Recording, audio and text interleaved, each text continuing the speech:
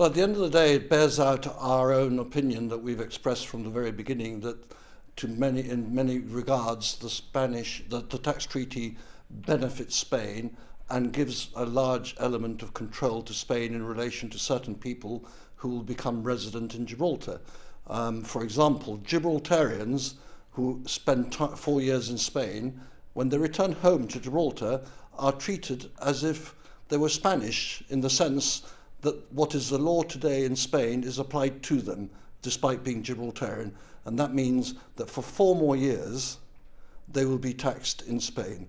And this is one of the reasons why the House of Lords have said that the treaty is unequal, lopsided, and advantages Spain, which is what we have been saying all along. Well, the Lords' findings also reflected positive things, such as, for example, the fact that Spain, for the first time, recognises Gibraltar's institutions, but the GSD's made no comment on that. Well, you know, the question there is, has Spain ever denied the existence of Gibraltarians? What it has is a claim to the sovereignty of recognising its institutions is a different thing. It recognises institutions, it recognises our identity cards, it recognises our passports, it recognises lots of things about Gibraltar. So I think that is certainly something that is to be talked about and welcomed, but it is not unique in the sense that this overcomes the deficiencies and the disadvantages that exist in the treaty.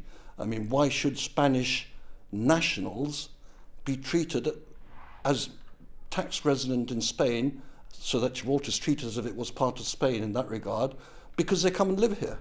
That is not Spanish law today. They would be treated as Spanish tax resident for 4 years only. If they go anywhere else in the world, they wouldn't be treated as Spanish nationals. But for Gibraltar, we have conceded that forever they will be treated as Spanish tax residents. Why? And you know, one of the reasons given to justify that is that this is what happens for French nationals in Monaco. Well, people have a short memory. In the early 1960s, France threatened Monaco with an absolute blockade if that didn't happen, and Monaco conceded it. The reality is that whilst Monaco is independent from France, it is also very largely a protectorate of France, and lots of things that Monaco does internationally go through France. And that is not where we want to take Gibraltar. So let's say that your analysis is the correct one.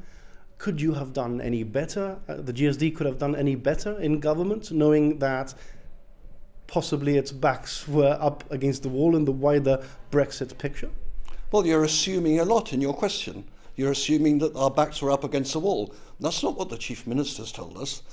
And that's not what the UK House of Lords has told us. It's not what the UK Minister has told us.